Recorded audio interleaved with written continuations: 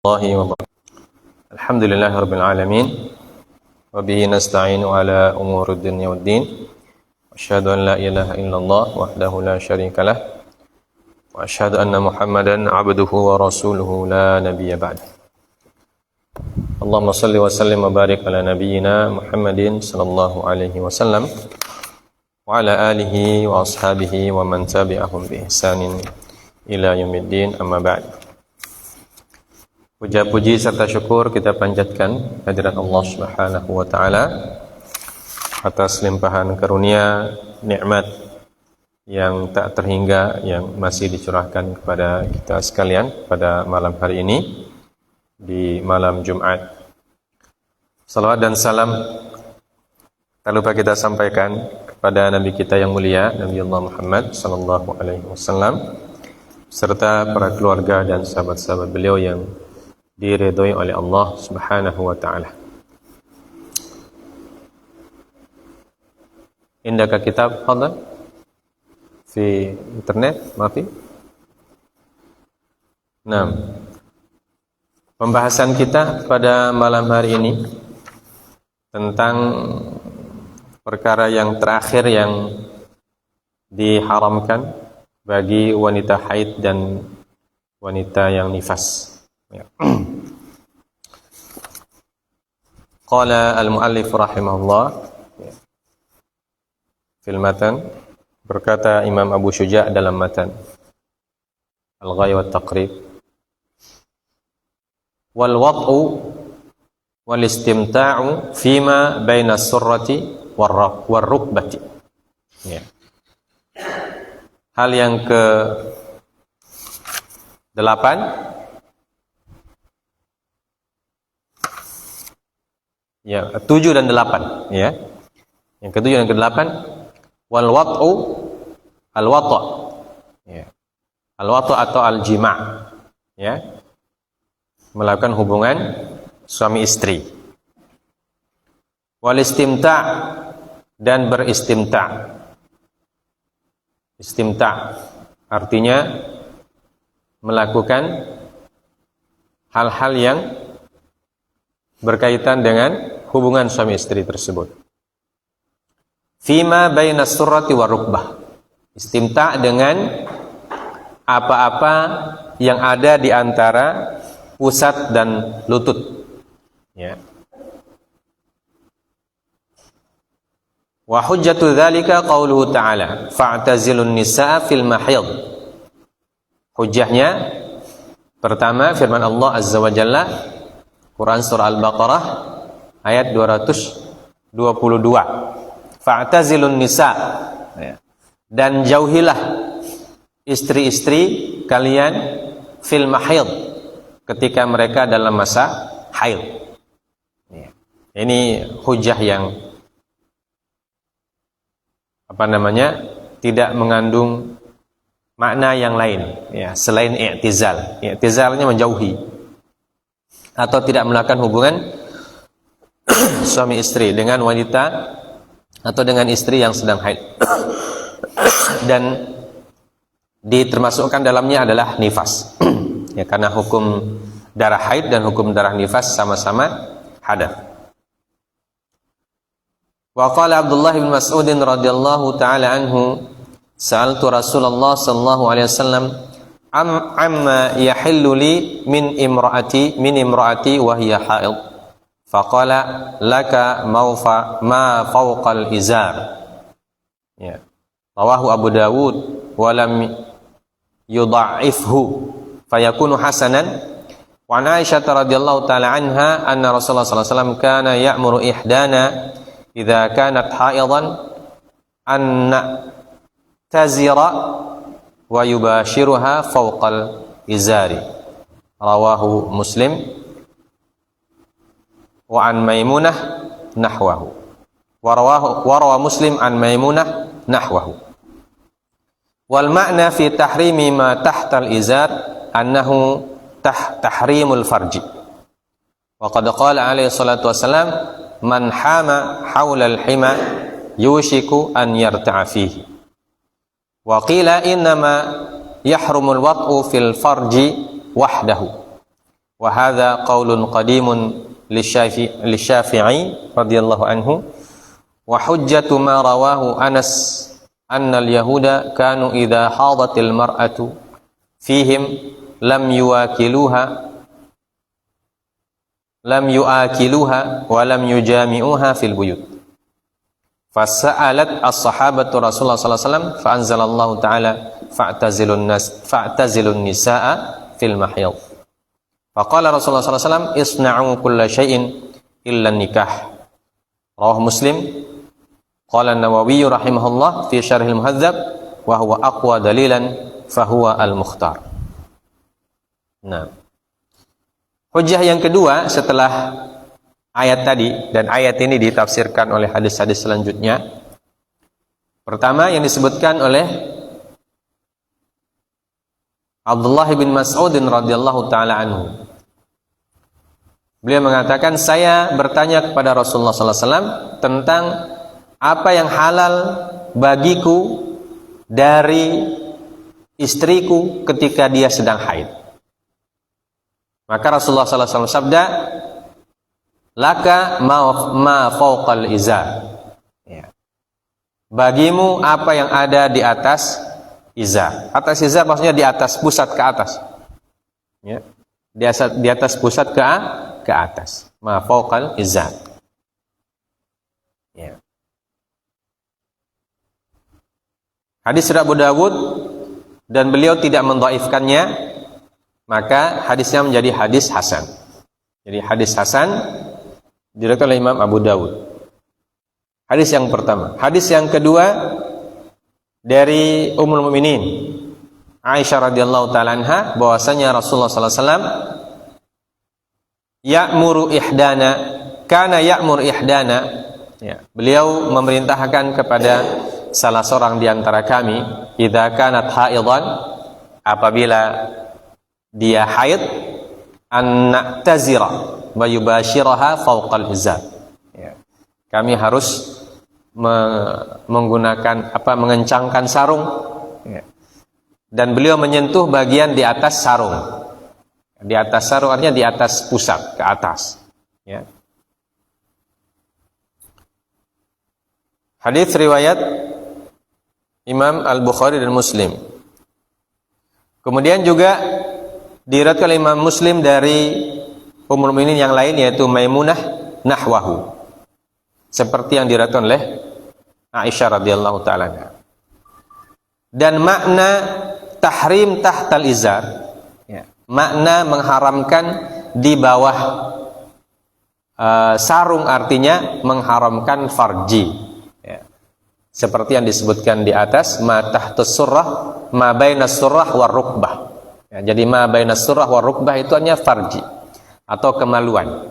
Ya. Jadi yang tidak boleh dipakai adalah kemaluan, atau yang tidak boleh disentuh adalah kemaluannya saja. Ya, sedangkan bagian badan yang lain boleh disentuh. Jadi masih boleh berjabat tangan, ya, masih boleh menyentuh kepala dan seterusnya. Dan Rasulullah SAW bersabda, man hama haulal hima yushiku an yarta'a fihi. Ya. Barang siapa yang hama haulal hima, ya. Barang siapa yang hima ini pagar, ya. Hama haulal hima artinya orang yang menggembalakan di dekat-dekat pagarnya, ya. Yushiku an yarta'a fihi. Dikhawatirkan akan memakan tanaman yang ada di balik pagar tersebut, ya. Makanya disuruh dijauhi, ya. Kalau sedang haid, istri sedang haid, maka yang lebih selamat untuk tidak mendekati bagian-bagian yang memang dilarang oleh Allah Subhanahu wa taala. Wa qila innama yahrumul wat'u fil farji wahdahu. Wa hadza qaulun qadimun lisyafi'i. Ya. Dan disebutkan bahwa yang tidak dibolehkan atau yang hanya diharamkan adalah al-wat'u fil farji, ya, melakukan jima' saja. Dan ini adalah pendapat Imam Asy-Syafi'i dalam qaulun qadim. dalam pendapat beliau yang lama. Dan hujjahnya apa yang disebutkan oleh Anas, bahwasanya orang-orang Yahudi dulu, orang-orang Yahudi dalam tradisi mereka, apabila istrinya haid, maka mereka tidak memberikannya makan dan tidak menggauli mereka di dalam rumah. Jadi ini tradisi orang Yahudi, kalau ada wanita haid tidak boleh masuk rumah. Jadi disimpan di tempat lain. Disimpan di tempat lain di luar rumah. Tapi mereka menggaulinya di luar rumah tersebut. Maka dalam Islam para sahabat bertanya tentang hal tersebut. Maka Allah Azza wa Jalla menurunkan fa'taziluhunna fil mahyid, fa'tazilun nisaa fil mahyid. Jauhilah wanita atau istri kalian ketika dia dalam keadaan haid. Kemudian Rasulullah bersabda, isna'u kulla syai'in illa nikah. Kalian boleh melakukan apa saja selain nikah. Dan yang maksud dengan nikah di sini adalah melakukan hubungan suami istri, bukan akad.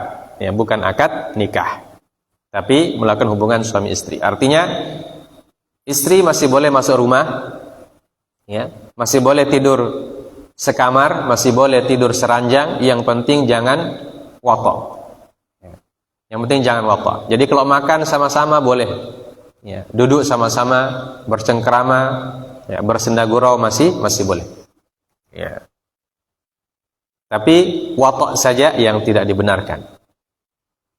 Hadis riwayat Imam Muslim, dan berkata Imam Nawawi dalam Syarahul Muhadzab, wa huwa aqwa dalilan fahuwal mukhtar. Ini adalah pendapat yang paling kuat dari sisi dalil, maka dia adalah pendapat yang mukhtar, pendapat yang dipilih dalam madhab Asy-Syafi'i. Wa kadza ikhtarahu fi at-tahqiq wa syarh at-tanbih wal wasit. Fa'al al-awwal hal yajuzul istimta'u bis-surrati wa rukbah wa ma hadahuma. Qala an-Nawawi lam ara li ashabina fihi naqlan wal mukhtaru al-jazmu bil jawaz wallahu taala a'lam. Maka apa boleh beristimta' dengan bisurrati war rukbah wa ma hadahuma. Istimta' di sini berarti tidak tidak melakukan wata', tapi muqaddimah wata'. Muqaddimah wata', seperti menyentuh, mengusap, membelai dan seterusnya. Nah, itu kata Imam Nawawi, lam ara li ashabina fihi naqlan wal mukhtaru al jazmu bil jawaz. Saya belum melihat atau saya belum mengetahui, kata Imam An-Nawawi, dari para ulama kami sesuatu pun nukilan tentang hal tersebut atau pendapat yang dinukilkan tentang hal tersebut. Maka al-mukhtar, pendapat yang dipilih adalah al-jazmu bil jawaz, dipastikan bahwa itu adalah sesuatu yang dibolehkan. Jadi istimta' itu adalah sebuah sikap atau perilaku atau perbuatan yang mendahului hubungan suami istri, seperti membelai, mengusap, menyentuh, dan seterusnya. Qala al-Asna'i wa qad sakata al-ashabu an mubasharatil mar'ati lirrajul wal qiyasu annaha kahwa hatta la tamussa dzakarahu. Berkata Imam Al-Asna'i, dan telah sakatal ashab, para ulama kami tidak menyebutkan hukum tentang mubasyarah al-mar'ah lirrajul. Itu tadi kalau suami yang menyentuh istri. Bagaimana kalau istri yang menyentuh suami? Istri yang haid menyentuh suaminya. Maka disebutkan wal qiyas annaha kahwa hatta la tamussa dzakarahu. Jadi hukumnya sama. Hukumnya sama, apakah suami yang menyentuh duluan atau istri yang menyentuh duluan, hukumnya sama. Hukumnya boleh sampai la tamussa dzakarahu, hanya saja tidak boleh menyentuh zakarnya, zakar suaminya tidak boleh disentuh, atau dia tidak boleh menyentuh kelamin suaminya.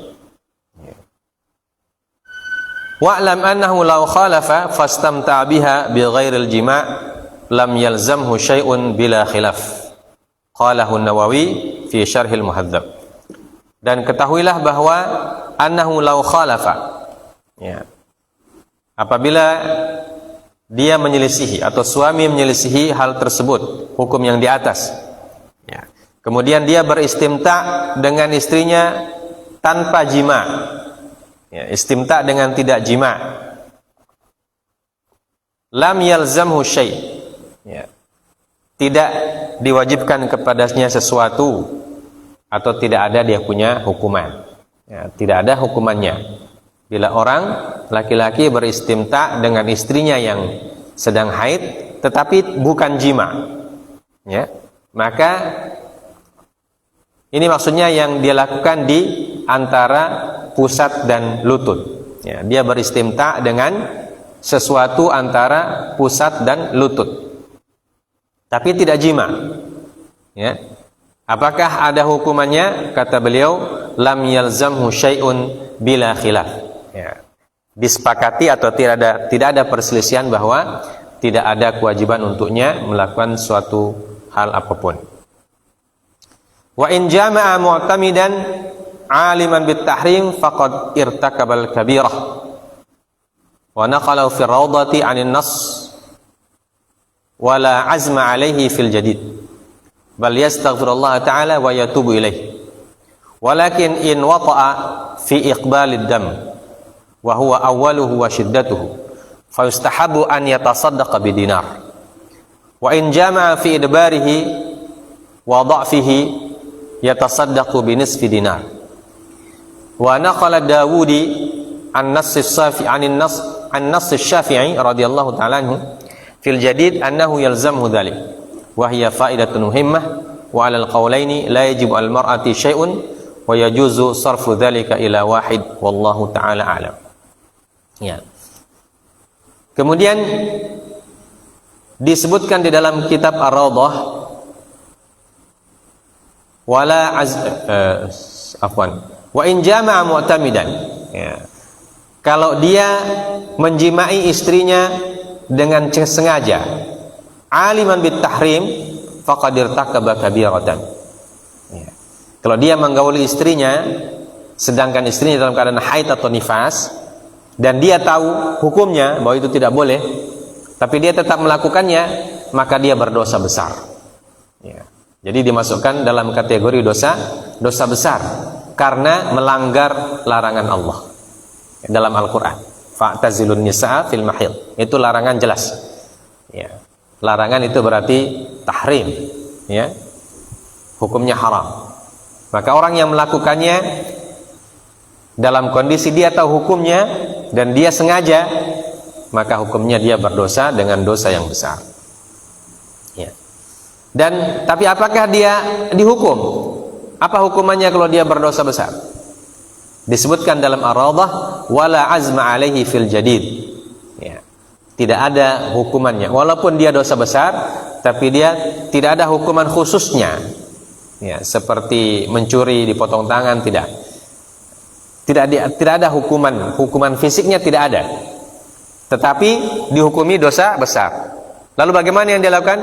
Yastaghfirullah ta'ala wa yatubu ilaih.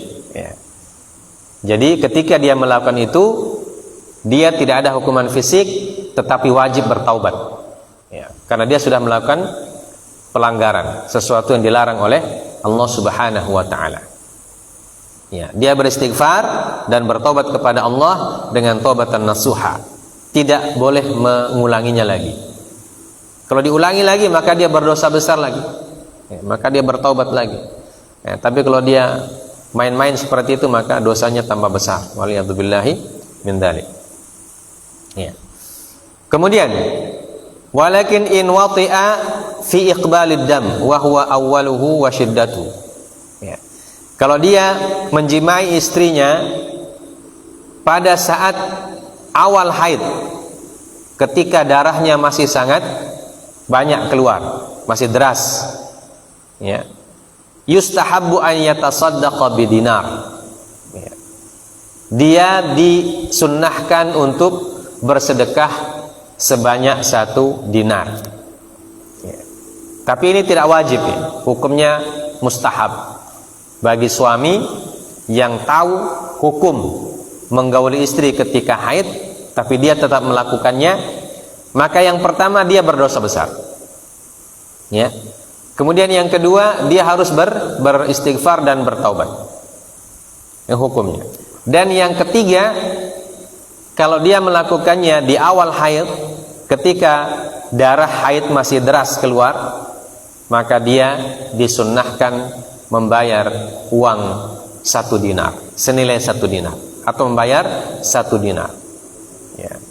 Senilai 1 dinar atau 1 dinar, ya. Karena sekarang tidak ada dinar, ya. Kalau dinar itu terbuat dari emas, ya, yang berlaku sekarang uang, ya, maka dia mengeluarkan uang senilai 1 dinar.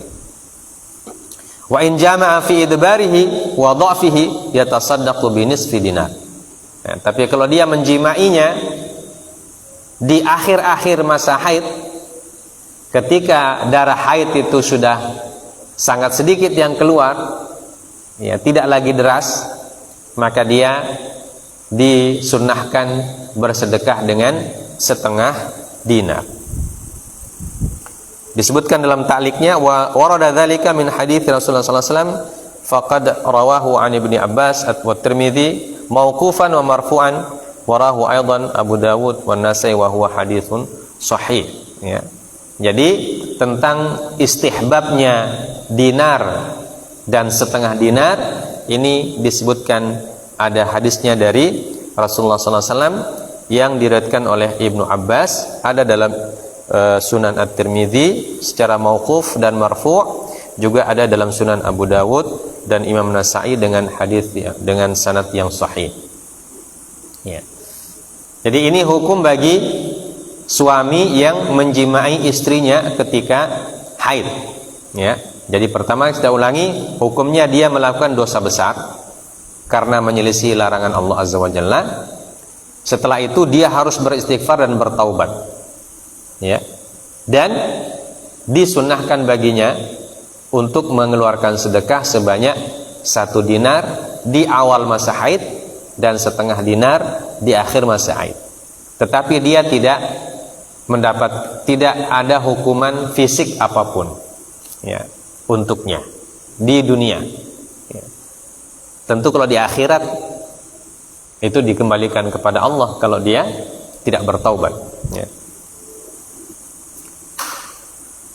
Kemudian idza da'at al-mar'atu annaha hadat fa in lam yattahimha bil kadhib haruma al-wata' wa in kadzabaha lam yahrum falau ittafaqa 'ala al-haidhi wa ikhtalafa fi inqita'ihi fal qawlu qawluha qalahu an-Nawawi fi syarh al-Muhadzab wallahu ta'ala wa'lam anna tahrim al-istimta' mustamirun hatta yanqati ad-dam wa taghtasila liqaulihi azza wa jalla hatta yadhurna fa idza tatahharna fa'tuhunna min haitsu amarakumullah wa la farqa fil ghusli baina al muslimati wad dhimmiyati fa idza ightasalat thumma aslamat a'adat al ghusla 'ala sahih wallahu ta'ala alam, ya.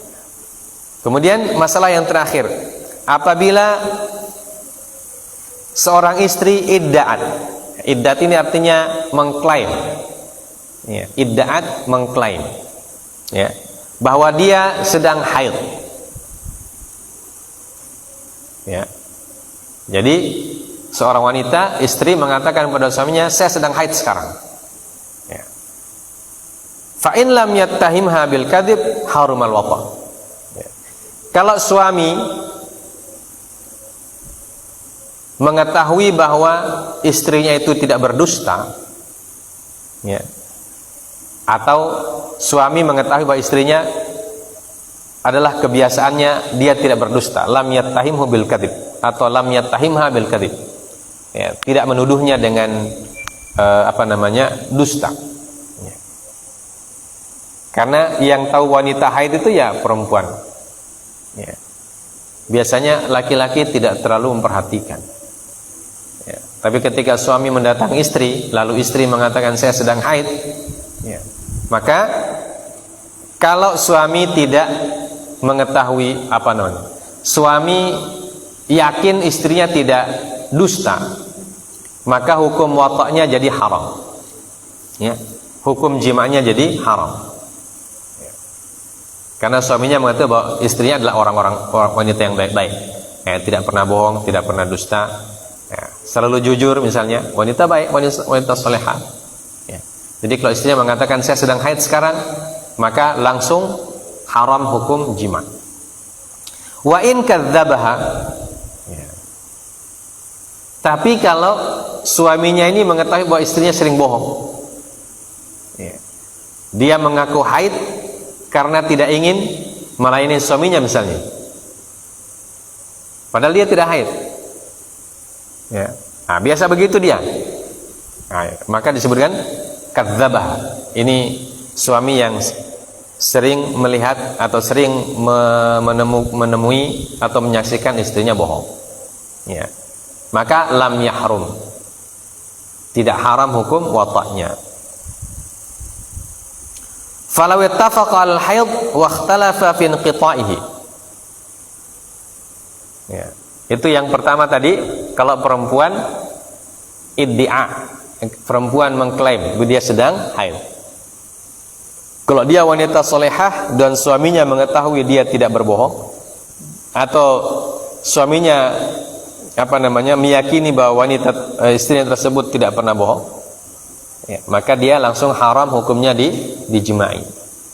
Tapi kalau suaminya mengetahui atau menuduh istrinya bohong, maka tidak haram dijimai.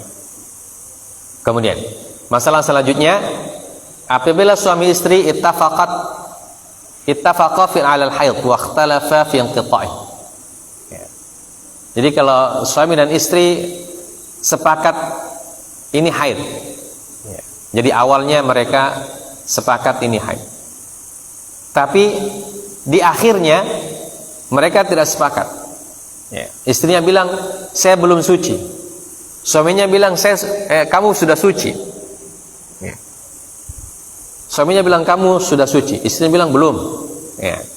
Maka fal qaulu qauluha, artinya perkataan yang diterima adalah perkataan si istri, karena dia mengalami. Jadi dia yang tahu apakah darahnya sudah putus atau sudah bersih atau tidak.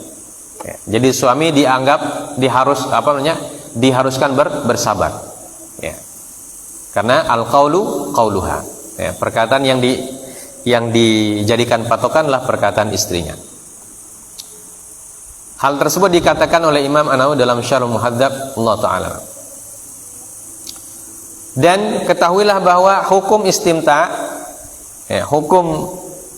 istimta dengan istri yang haid itu tetap berlangsung sampai darahnya bersih dan dia mandi. Sampai dia mandi. Artinya kapan boleh dijimai? Kalau dia sudah mandi junub. Kalau belum mandi maka belum boleh. Kalau dia belum mandi maka belum boleh. Berdasarkan ayat Allah, hatta yathurna fa idza tatahharna fa'tuhunna min haitsu amarakumullah. Di sini ada dua kali disebutkan kata yathur, hatta yathurna, artinya sampai dia suci atau bersih dadahnya. Fa idza tatahharna, maka apabila dia sudah bersuci, antara suci dan bersuci. Kalau suci artinya bersih darah sudah putus, darah haidnya sudah berhenti. Kemudian fa idza tatahharna fa'tuhunna. Di sini ada syarat, ada idza syartiyah. Jadi kapan wanita atau istri boleh didatangi oleh suaminya? Fa idza tatahharna fa'tuhunna. Kalau apabila istrimu sudah tatahhar, sudah bersuci, ya bukan suci ya. Kalau ayat sebelumnya hatta yathurna. Ya. Dan kata hatta yathurna itu kata para ulama berarti dia belum bersuci. Maka ketika dia belum bersuci, belum boleh didatangi dia. Ya, belum boleh diistimta. Nanti setelah dia tatahharna baru fa'tuhunna min haitsu amarakumullah. Ya. Jadi kapan dibolehkan? Ketika dia sudah bertatahhur, dia sudah bersuci. Baru boleh didatangi min haitsu amarakumullah. Ya. Didatangi sebagaimana telah ditentukan oleh Allah Subhanahu wa taala. Ya. Jadi kalau ada pertanyaan, kapan suami boleh mendatangi istri yang sedang haid? Ya. Pertama, jawabannya haidnya harus berhenti dulu, baru dia harus bersuci dulu atau harus mandi dulu. Ya. Jadi kalau dia sebelum mandi, maka masih belum boleh didatangi. Setelah mandi, baru dia boleh didatangi berdasarkan firman Allah. Wala farqa fil ghusli bainal muslimati wa dhimmiyah. Ya. Dan tidak ada perbedaan antara mandinya seorang muslimah dan dhimmiyah. Ya.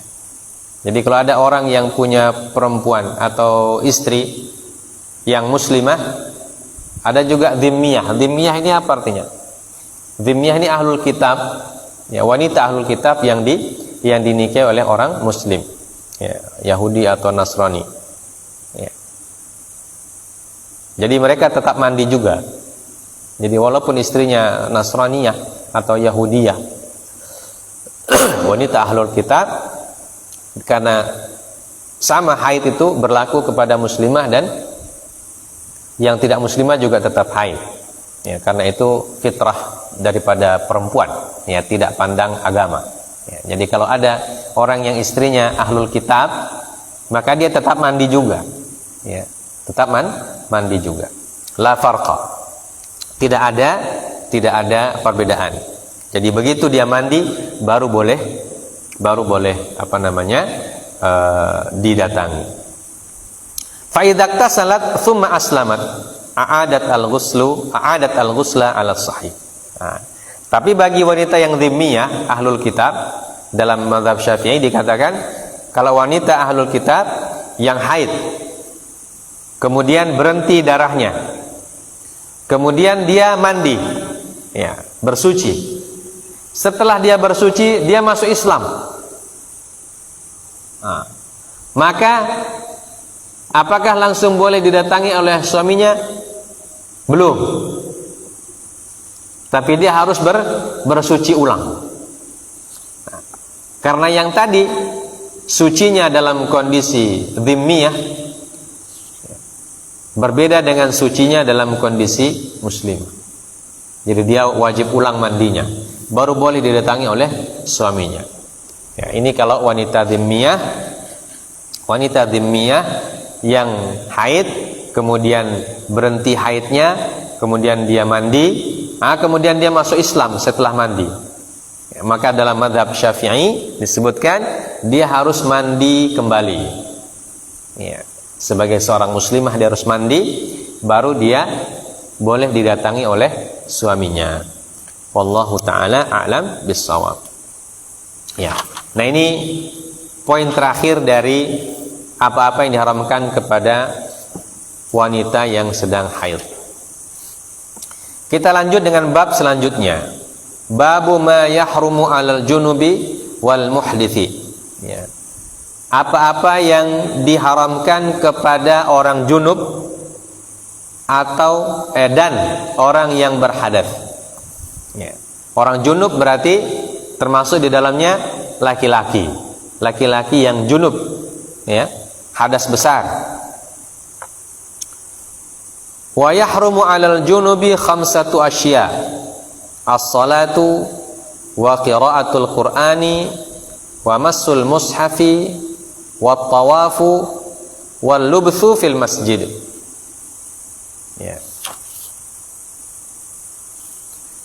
Dan diharamkan kepada orang yang junub 5 hal, ya, atau 5 ibadah. Ya, 5 ibadah tidak boleh dilakukan oleh orang yang junub. Junubnya itu apakah karena mimpi, ya, atau karena melakukan hubungan suami istri, baik laki-laki ataupun perempuan, ya. Atau karena keluar air maninya, ya, keluar air mani dengan apa saja sebabnya, ya, maka hukumnya dia tidak boleh melakukan 5 jenis ibadah, ya.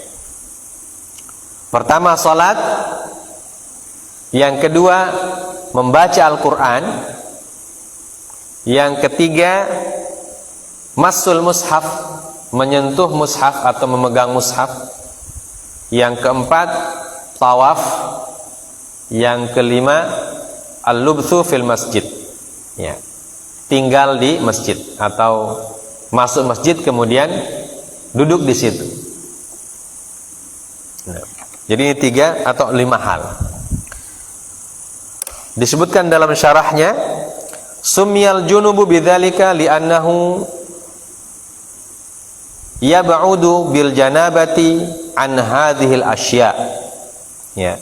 Kenapa orang junub disebut junub? Ya, dari kata jamb. Ya, jamb itu hanya menjauhi. Disebut junub karena apa?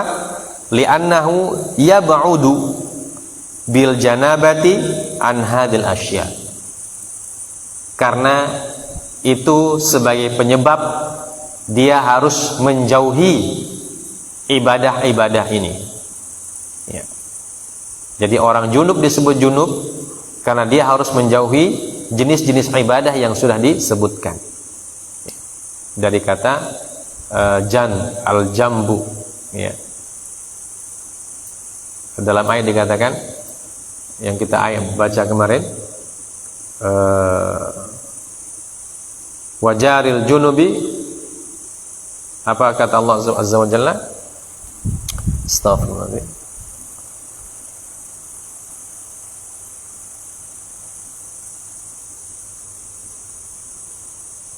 Walidil qurba wal yatama wal masakin wal jaril junubi. Apa ayatnya? Fas An-Nisa. Wal jari al junubi was sahibi bil jambi, ya, wa ibnis sabil, ya.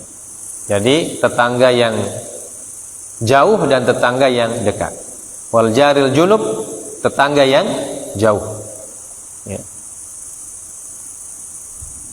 Apa ayatnya?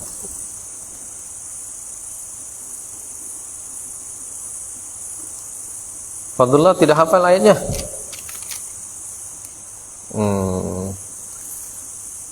Wal yatama wal masakin wal jaril junubi. Wal qurba wal yatama wal masakin wal jaril junubi was-sabil.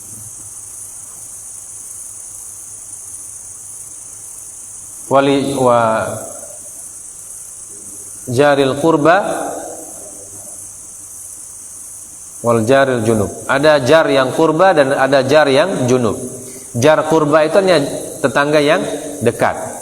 Jaril junub tetangga yang jauh. Ya, dari kata janabah. Ya, janabah itu artinya jauh. Ya, maka orang yang junub disebut junub karena dia menjauhi dari ibadah-ibadah yang disebutkan di atas. Jadi sekali lagi, ibadah yang tidak dibolehkan adalah salat, kemudian membaca Al-Quran, ya, kemudian menyentuh dan memegang mushaf, tawaf, dan tinggal di masjid. Berdasarkan dalil-dalil yang pertama, amma tahrimus shalah fabil ijma' wa fi ma'naha sujud tilawah wa syukur. Jadi pentahriman as-shalah dasarnya adalah ijma'. Ya.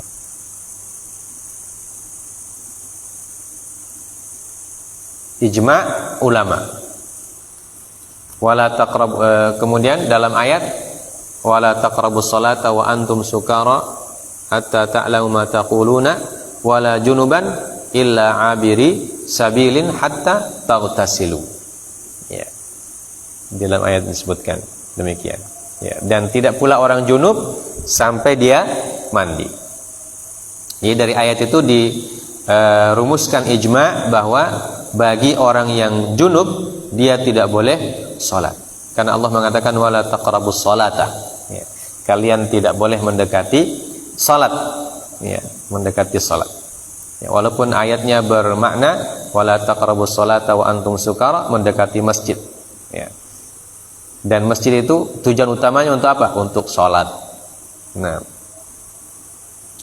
kemudian dalam makna sholat termasuk sujud tilawah dan sujud syukur. Sedangkan pengharaman qiraah, wa amma tahrimul qiraah walau ayah aw harfan sawa'un asarra aw jahra idza nataqa bilisanihi faliqaulihi sallallahu alaihi wasallam la taqra'il haidu wal junubu syai'an minal Qur'an. Rawahu Tirmidzi wa huwa dha'ifun wa ihtajja lit tahrimi biqauli Ali radhiyallahu anhu lam yakun yahjubun nabi sallallahu alaihi wasallam anil Qur'ani syai'un siwa al janabah. Ya. Hadits riwayat Abu Dawud wa Tirmidzi wa Nasa'i wa ghairuhum wa huwa haditsun hasan bi syawahidihi. Ya. Wa ruya yuhjazu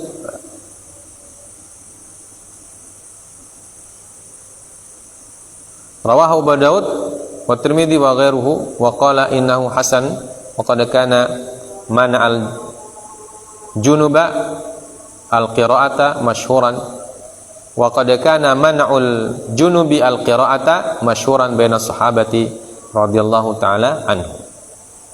Ya, jadi al-qira'ah hadisnya yang seperti yang sudah disebutkan dalam hadis tentang haid itu, di mana Rasulullah bersabda tidak boleh membaca Al-Quran wanita yang haid dan juga orang yang junub. Syai'an minal Quran. Ya, sesuatu dari Al-Quran. Jadi satu ayat pun tidak boleh. Bahkan satu huruf pun tidak dibenarkan. Ya. Dan juga hujjah dari Sayyidina Ali radhiyallahu ta'ala anhu yang mengatakan lam yakun yahjubun nabiyya anil Qur'ani syai'un siwa al-janabah. Ya. Tidak ada yang menghalangi Nabi sallallahu alaihi wasallam dari membaca Quran sesuatu pun selain al-janabah, selain junub. Ya.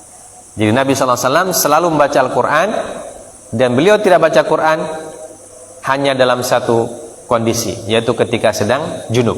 Ya, menurut Sayyidina Ali radhiyallahu ta'ala, ini riwayat yang beliau sampaikan, dan riwayat ini adalah hadis hasan dengan syawahid yang ada. Ya. Dan dalil yang lain apa yang disebutkan bahwa para sahabat ya melarang orang untuk junub, melarang orang junub membaca Al-Quran adalah sesuatu yang masyhur. Ya. Jadi sudah menjadi kesepakatan para sahabat bahwa mereka tidak membolehkan orang yang junub untuk membaca Al-Quran. Ya. Nah, bagaimana kalau orang junub itu mau beribadah, mau sholat, mau membaca Quran dan seterusnya? Walau lam yajid ma'an wala turaban wa shalla fahal tahrumul fatihatu amla? Ya. Jadi orang yang junub, dia mau sholat, tapi dia tidak dapat air, tidak pula dapat debu untuk tayammum. Tidak ada air, tidak ada debu. Ya. Kemudian dia sholat ya, untuk menghormati waktu sholat. Fahal tahrumul fatihatu amla? Maka apakah boleh dia baca Al-Fatihah dalam sholat itu atau tidak? Ya, ini masalah. Ya. Jadi orang junub di suatu daerah yang entah di mana daerah tersebut, di daerah itu tidak ada air, tidak ada juga debu. Ini masalah iftiradi, kondisi yang diasumsikan, ya. Kondisi yang diasumsikan, ya, bisa saja terjadi, Dan orang ini sholat karena sudah waktu sholat, dan dia merasa kalau tidak sholat ini aduh bagaimana, tidak enak tidak sholat. Tapi dia mau mandi tidak ada air, dia mau tayamum tidak dapat debu, ya. Dan kalau dia sholat pasti baca Al-Fatihah, dan Al-Fatihah itu adalah Al-Quran. Maka boleh atau tidak? Wajhan, ya. Nah di sini ada dua wajah dalam mazhab Syafi'i, atau dua pendapat. Asahhuhuma inda Rafi'i baqa'ut tahrim wa ya'dilu ila dzikri wa sahahahu An-Nawawi wujub al-qira'ah. Ya. Jadi Imam Rafi'i mengatakan tidak boleh, tetap tidak boleh baca Fatihah. Jadi bagaimana? Dia ganti Fatihahnya dengan zikir-zikir yang lain. Ya, entah mengucapkan subhanallah, Allahu akbar, pokoknya jangan baca Al-Fatihah. Karena dia sedang junub. Ya. Tapi dia mau sholat dalam kondisi yang serba kritis. Ya. Tidak ada air, tidak ada juga debu yang dipakai mau tayamum. Ya. Sementara kalau dia tidak sholat, ya, hilang waktu sholatnya, ya, tidak dapat waktu sholat. Dan kalau tidak sholat kan, ya, dia harus qadha lagi nanti. Ya. Maka Imam Rafi'i mengatakan dia tetap sholat dalam kondisi seperti itu, tetapi dia tidak boleh baca Al-Fatihah. Ya. Al-Fatihahnya diganti dengan zikir menurut Imam Ar-Rafi'i. Sedangkan yang disahihkan oleh Imam An-Nawawi wujubul qiraah. Ya. Dia tetap baca Al-Fatihah dalam qiraah. Kenapa? Karena kalau tidak baca Fatihah berarti tidak sholat namanya. Ya.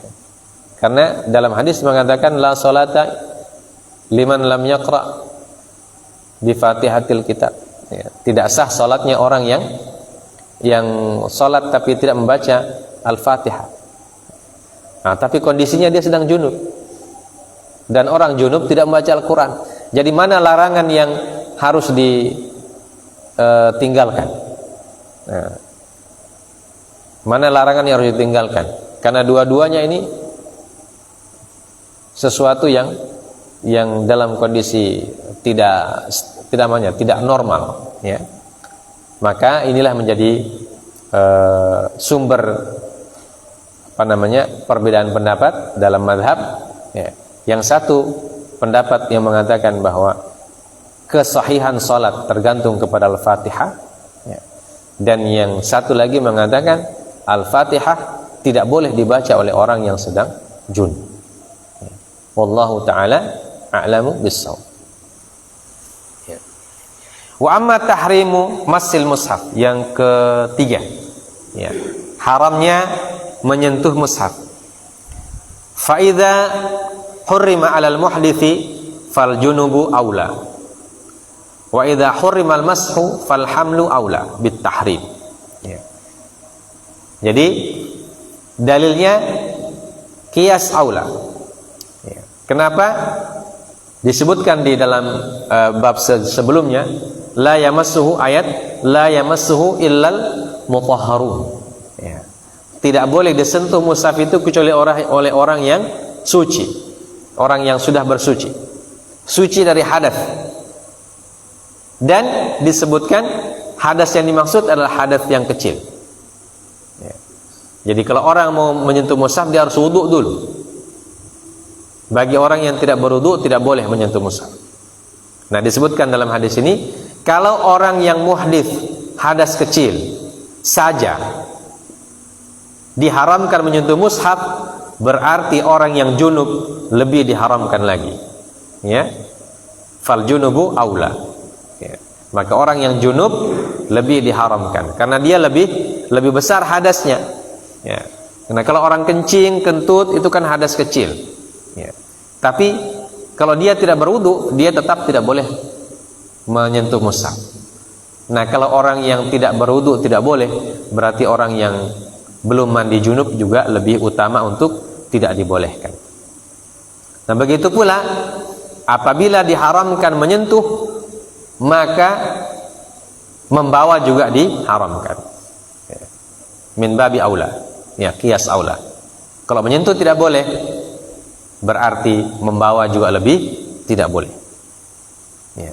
Karena itu para ulama mengatakan orang yang junub disyariatkan untuk segera mandi, ya, atau segera bersuci. Kenapa? Karena kalau dia tidak segera bersuci, maka banyak ibadah yang dia tinggalkan. Ya. Ini dalil tentang pengharaman menyentuh mushaf.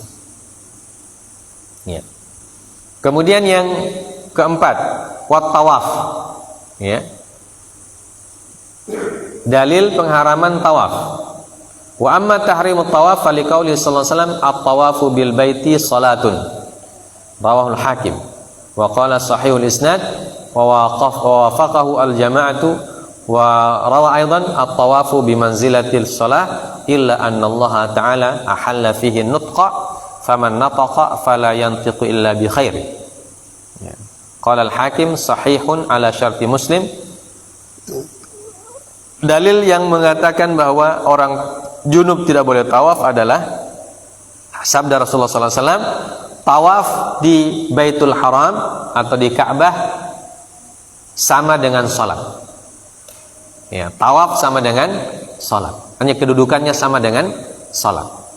Ya. Karena kedudukannya sama dengan salat, maka hukumnya juga sama.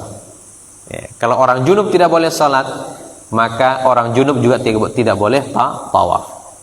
Ya.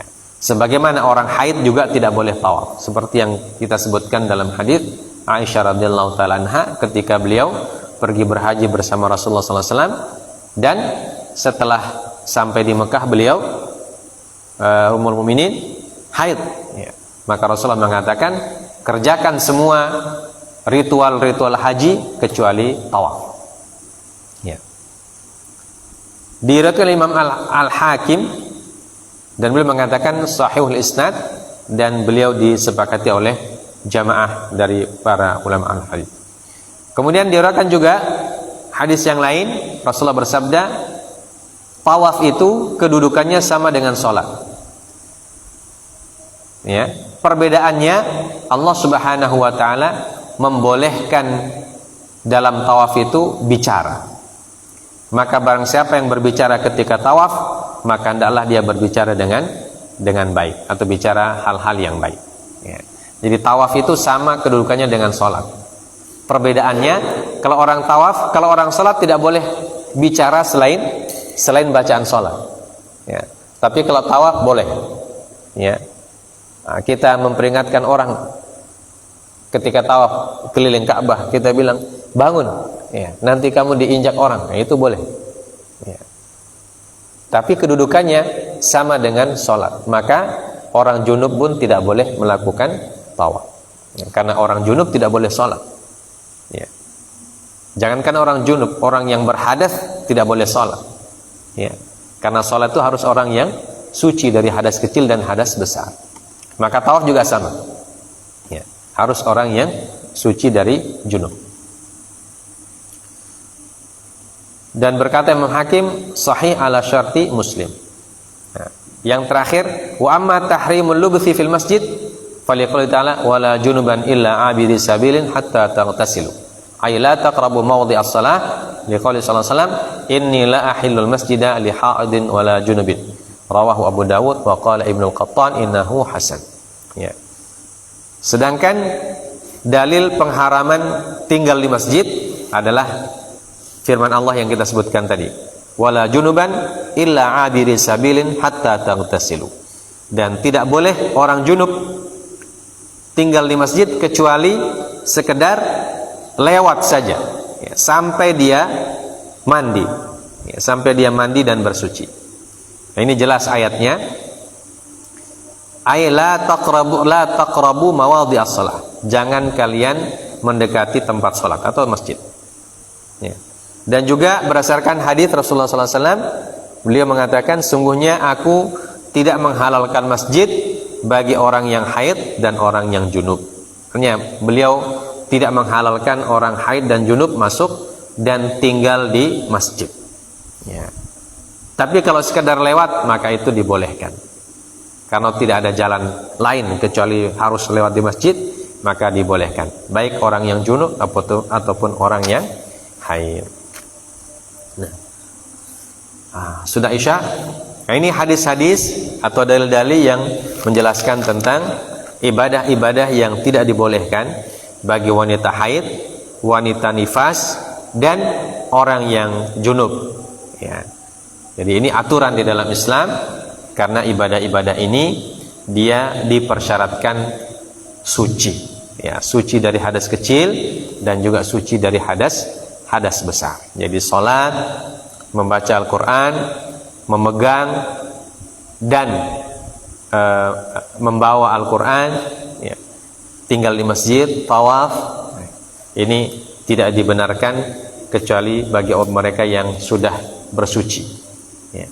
Maka kalau sudah junub, disyariatkan untuk segera mandi supaya tidak ketinggalan ibadah-ibadah yang disyariatkan oleh Allah Subhanahu wa taala. Nah, ini bedanya antara junub dan haid. Ya. Kalau orang junub dia bisa segera. Tapi kalau orang haid dia harus menunggu, ya, menunggu sampai darahnya berhenti. Ya. Menunggu sampai darahnya berhenti, apakah 5 hari, 6 hari atau 7 hari. Ya. Makanya sebagian ulama mengatakan ini perbedaan antara orang junub dan haid yang membuat orang haid, wanita haid diberikan keringanan membaca Al-Quran, ya, tanpa menyentuh. Ya, diberikan keringanan boleh membaca Al-Quran dengan tidak menyentuh atau memurojaah hafalannya misalnya. Ya. Nah, kalau orang junub tidak boleh sama sekali, murojaah hafalan pun tidak boleh. Ya. Seperti yang disebutkan tadi, la ayah wala harf. Bahkan mengucapkan satu huruf dalam Al-Quran. Ya, kalau dia memang niatnya mengucapkan huruf yang ada dalam Al-Quran, alif lam mim misalnya, tidak boleh bagi orang junub. Ya. Tapi kalau dia mengucapkan huruf hijaiyah saja, alif ba ta tha jim, nah itu boleh, tidak apa-apa, karena itu bukan huruf Al-Quran. Tapi kalau huruf yang ada dalam Al-Quran dan dia niatnya membaca huruf dalam Al-Quran, maka itu tidak boleh orang junub. Ya, karena beliau mengatakan harf, walau harf, ya, satu huruf pun tidak dibenarkan. Ya. Maka bagaimana supaya bisa cepat membaca Al-Quran? Bagi orang junub dia harus segera mencari air, ya, yang dia bisa gunakan untuk bersuci. Ya, kalau tidak dapat air, maka dia mencari debu, tayamum sebagai pengganti daripada mandinya. Ya. Nah, demikian aturan-aturan yang sudah disebutkan di dalam Islam, dan ini aturan, ya, dan aturan fikih dalam ibadah. Kita lanjutkan insyaallah bab yang terakhir dalam kitab ini, dalam kitab At-Taharah, yaitu bab hal-hal yang diharamkan bagi orang yang hadas kecil, ya, bagi orang yang hadas kecil. Ya. Insyaallah kita lanjutkan pekan depan. Subhanakallah bihamdik, asyhadu an la ilaha illa anta, astaghfiruka wa atubu ilaik. Wassallallahu ala nabiyyina Muhammad wa ala alihi washabbihi wasallam. Wa akhiru da'wana alhamdulillahi rabbil alamin. Assalamualaikum warahmatullahi wabarakatuh.